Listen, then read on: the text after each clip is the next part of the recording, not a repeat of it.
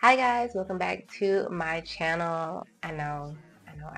It's been a while since you guys see me, and for good reason. I had to take a mental health break a couple weeks ago, and I just was not in the mood to post. I wasn't really in the mood to talk to anyone, and I am in a much better headspace now. So I was like, you know what? It's time. We got to get back to posting because I was doing really good, and I was really proud of myself for posting on YouTube, especially because it took me a really long time to get to this point. But I'm not going to talk you guys' head off because in this week's video, I am going to be marking up my charts. So essentially, I'm going to be doing my Sunday analysis with you guys.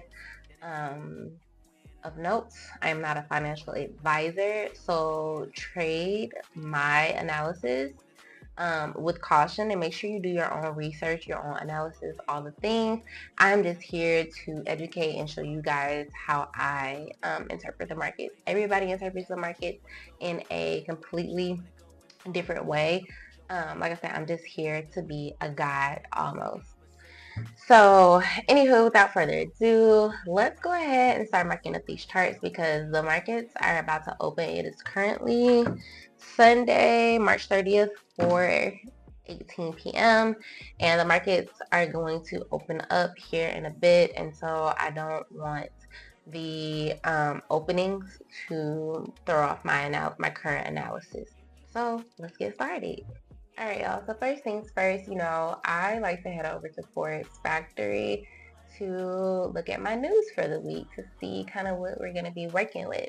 So with it being the beginning of a new quarter and the beginning of a new month, I'm expecting quite a bit of volatility this week, quite a bit of red folders to pop up. So be safe in these markets, y'all. So Sunday, this evening, a couple yellow folders for JPY, nothing crazy. Monday, we have one red folder for the euro. That's going to be occurring all day. Tuesday, looks like we have quite a bit of more news to pay attention to. So we have some orange folders, some red folders with USD and euro. Wednesday, we have one red folder with USD. Thursday, we have one, two. Also, beware, y'all. News folders like to pop up. So even though I'm doing this analysis today, I am going to be sure to pay attention and refresh Forest Factory every day because from my last video, there was a folder that popped up that was not there before. So learning lessons for me, especially for me to just make sure I am refreshing my page and staying up to date with what's going on during my trading hours. And then on Friday, we have some red and orange folders. Like I said, Friday is probably going to be our most volatile day. So be careful while trading in these markets, y'all, because we just don't know what to expect, especially with current administration. So, anywho, I'm not going to speak too much on the news. Just beware, especially of your red and your orange folders. So let's hop over to these charts. I like to use TradingView to mark up my charts.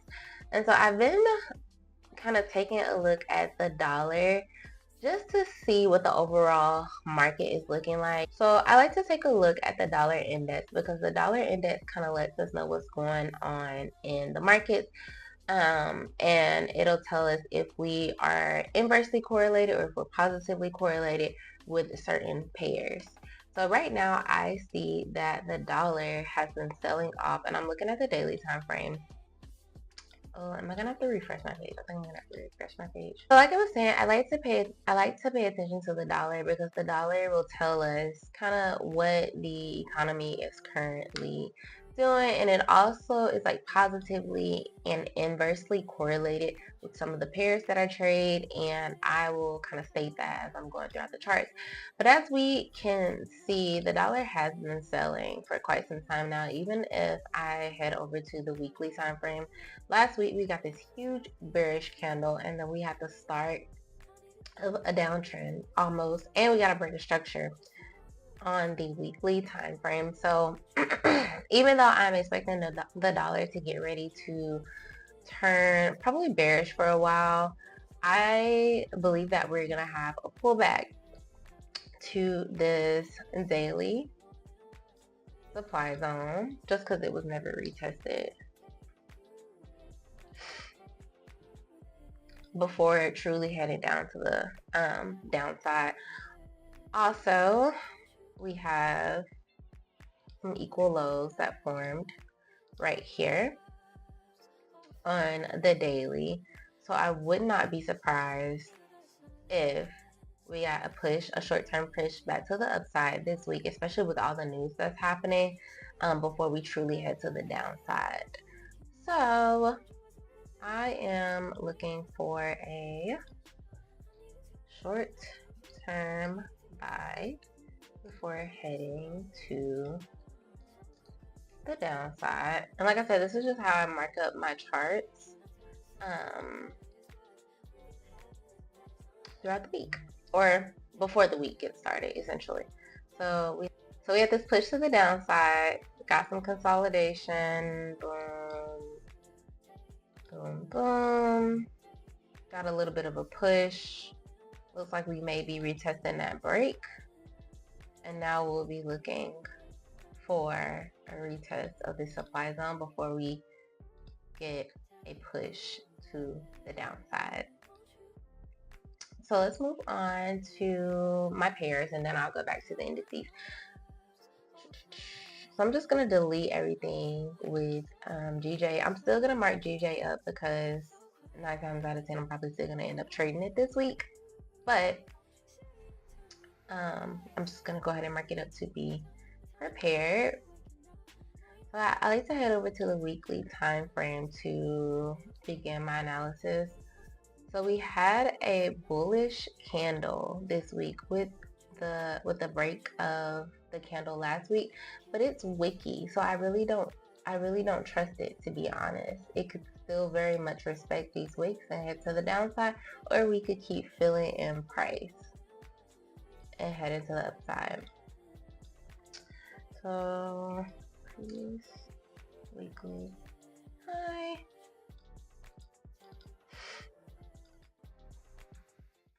previous weekly low, just to give me an idea of where price currently is. Then I like to head over to my daily. So we had a bearish day on Friday. I actually got wicked out on Friday. The market started pushing up.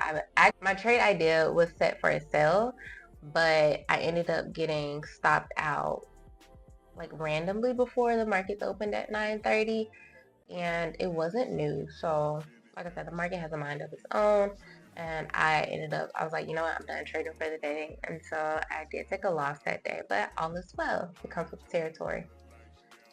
So if you look on the daily time frame, you see that we have been like making a push to the upside, but it's been like really choppy. It hasn't been super consistent in my eyes. But we do have a break of structure right here. I'm gonna make this line black so you guys can see it better.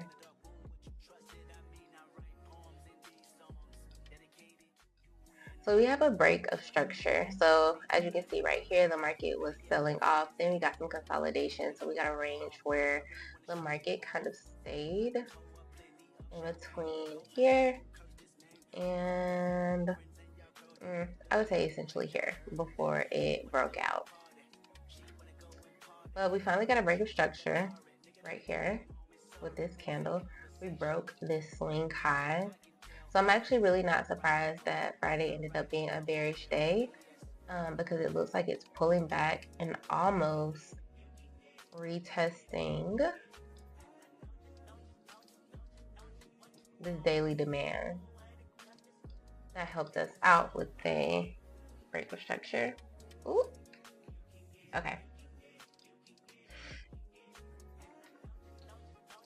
So if we break back below this swing point right here, then 9 times out of 10 we're probably heading back to the downside, but I'm looking for buys. I am looking for us to break this previous weekly high again and essentially head back up to this demand zone because it hasn't been tested again. So you got your last up candle. That's how I identify my supply and demand zones to retest it. Now if it does go ahead and push up this high, I would be really careful in this area just because in my opinion this is a pretty strong sell-off that happened. So I wouldn't be surprised if we got some type of reaction at this zone. So I wouldn't hold a trade past this demand zone, not right away anyways. Excuse me, supply zone. So this is your daily supply zone. So I am going to be targeting this daily supply zone throughout the week. Ooh, don't want to move that. I'm actually going to lock that into place because sometimes my things like to move. But like I said, if we break this area right here, I'm going to be looking for sales. And not wait, because it could very much push back down as a liquidity swipe and then head back up. But if it breaks with a full-blown candle, then I'm going to be looking for sales because then we've officially broke structure and we're heading not towards high. Look for sales below the daily demand if it breaks structure.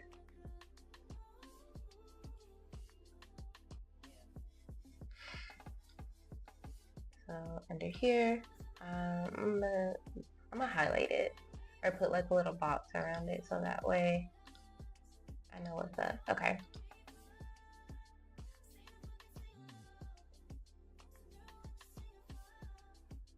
And then I am going to wait for oh, I'm not even gonna say wait. Expect some type of reaction at this daily supply,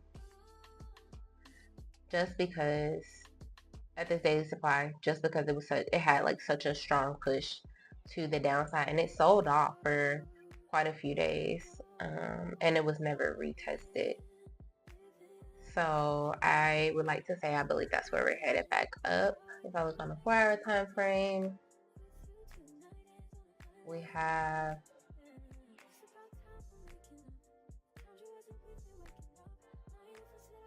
I would say the 4-hour time frame because this is what started the move, but this is like essentially what gave us our push. So we have a 4-hour demand zone that is probably about to be retested before we head to the upside. So I'm gonna be looking for buys here. Oh dang. Okay. So actually I wouldn't be surprised if it gave me a liquidity swipe up under this daily demand before heading to the upside. So look for buys here. I'm gonna put a little arrow because sometimes I forget and I'd be like, now where was I looking for a buy at? Where are my other arrows? Okay, you know what? I'm just do this one. I'm gonna say look for buy here. Boom. Roll that. Why is it not an arrow?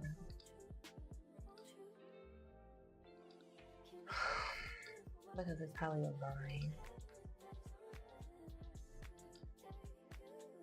There we go.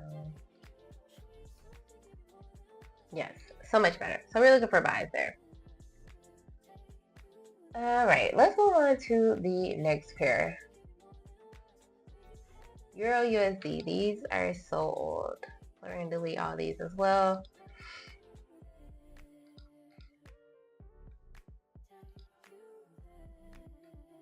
All right, so Euro USD, I would like to say is one that is inversely correlated with the dollar. So if we go back and we look at the dollar, you see that the dollar is selling, but when you go back, you see the euro has this huge push to the upside.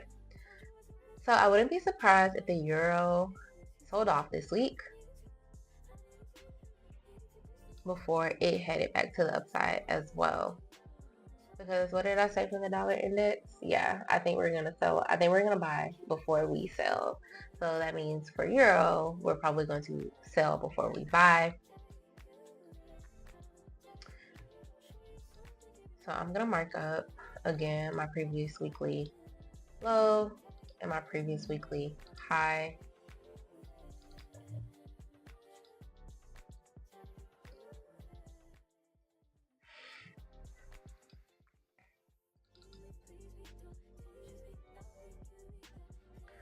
And honestly, I'm probably just going to the next couple. I'm probably just going to like mark up speed through and let you guys see how I am marking the charts up, and then I'll go back to explain it once I move on to S&P and the NASDAQ and maybe Bitcoin.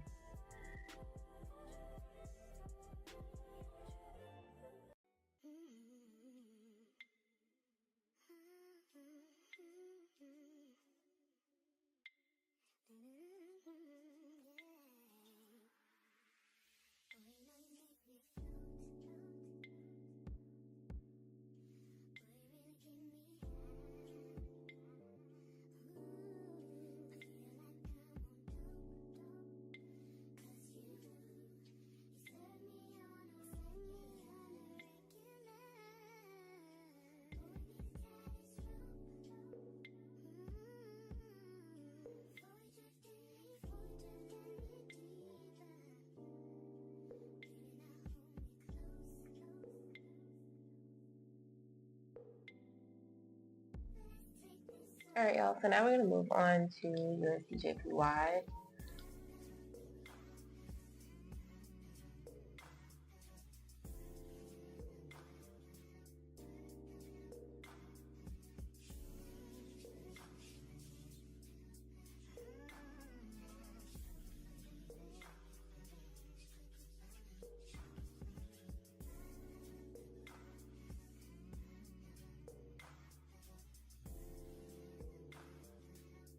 So USDJPY is going to be one of those pairs that's actually positively correlated with the dollar index, just because we have USD as our base pair. And I'll explain all of this terminology in a different video, and it'll make a lot more sense as time goes on. But for today, I'm just going to show you guys how I mark up these charts.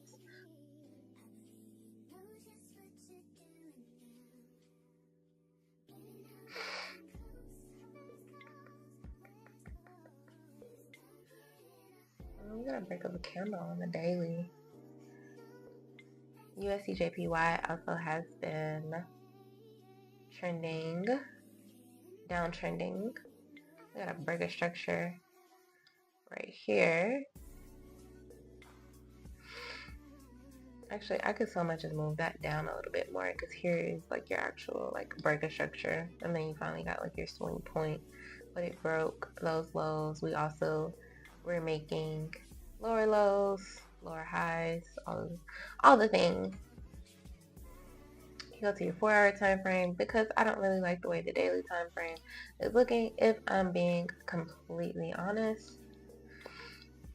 I do know that I just have this break of this candle right here. So let's see if the 4-hour time frame gives me a better picture. So it looks as if we had somewhat of some equal highs, and then we kind of started consolidating. We had a break of structure. And I wouldn't even so much as call this a break of structure. I would probably more so call this a change of character, because we were uptrending. So in my opinion, I would call this a change of character, just because we did break structure. However, we created this 4-hour supply that was not retested. So what I would like to see, I would actually like to see, I'm gonna draw it out for you guys. So since we have this right here, it was uptrending because we have a little bit of a higher high, even though like the highs are relatively in the same range. It's still broke, but then we came back and broke. I'm like pointing at the screen. You guys can't even see. Okay, so let me delete this one so I can explain.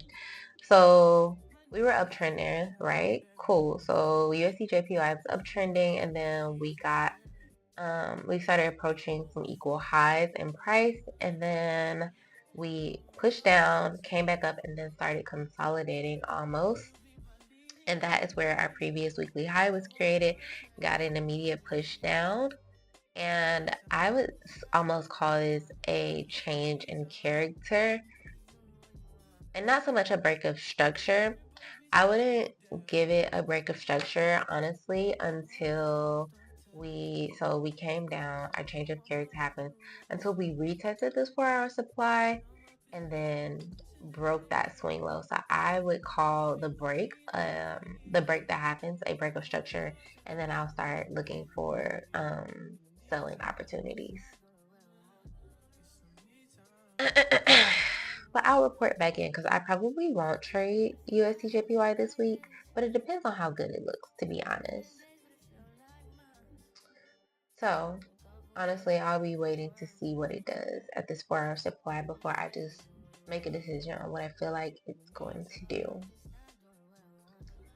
So, looking for possible sales on USDJPY.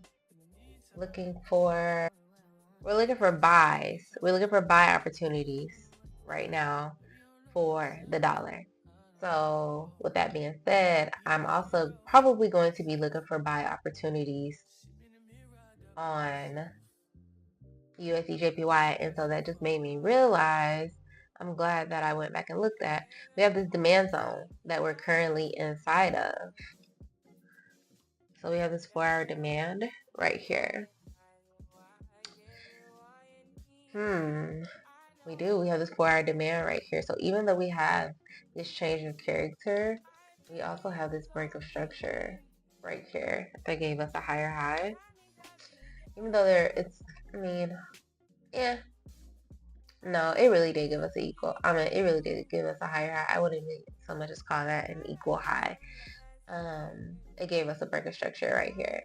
So yeah, I honestly because I'm expecting a reaction of both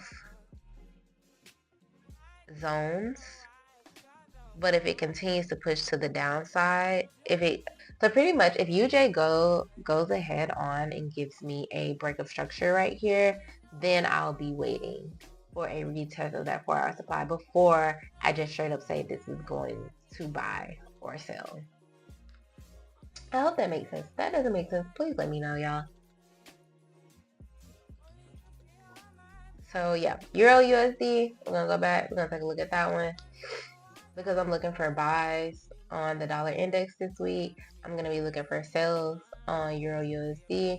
So honestly, I'm probably going to be waiting for it to retest this daily supply zone, and maybe even so much as it has a small 4-hour supply zone right here that has not been retested. So let me mark that up too.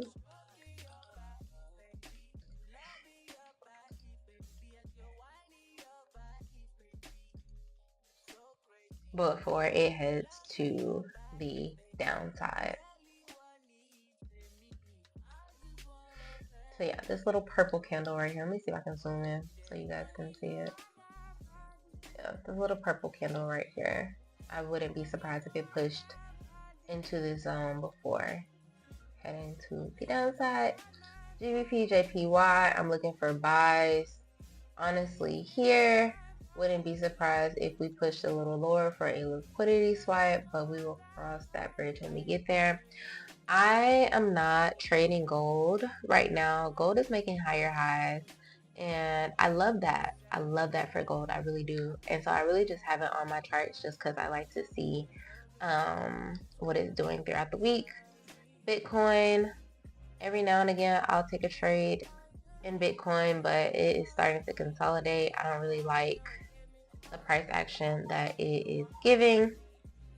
I honestly think, and this is what I think, doesn't matter what I think though, please consult a professional.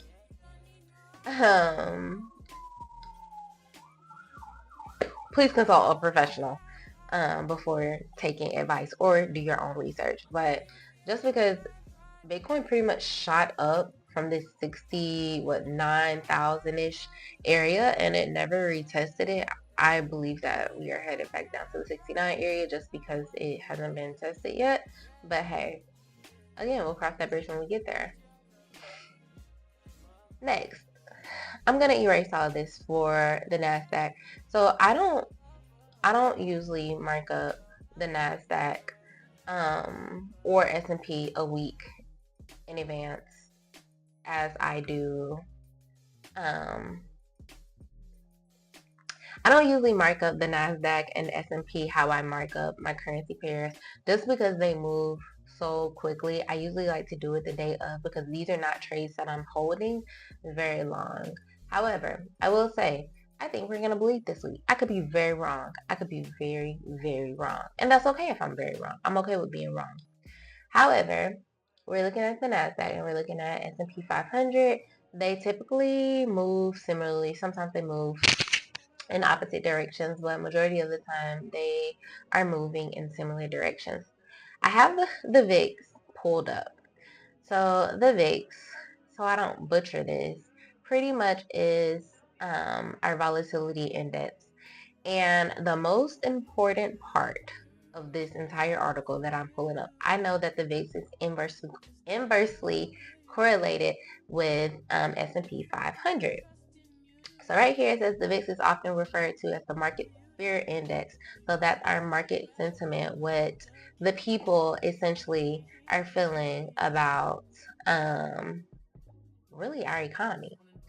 So it says here the performance of the VIX is inversely related to the S&P 500. So pretty much when the price of the VIX goes up, the price of S&P 500 usually goes down. You have those occasions where that's not the case, but pretty much this is a really good indicator of how the market is looking and where it is projected to go. So if you can see, I am currently looking at our daily time frame. The VIX is buying. So the VIX has been buying. As we can see, we have been pushing to the upside with the VIX. And to be honest, I feel like we have a little bit more room to go. The VIX is pretty choppy, so I don't usually mark it up, but I am going by the strength of the trend. And because these are some pretty bullish candles, I wouldn't be surprised if we continue to push up this week. If we continue to push to the upside this week. If we were talking in terms of supply and demand, if I just had to mark up an area, I would probably mark up this area right here because we have a gap that needs to be filled. Price likes to fill gaps.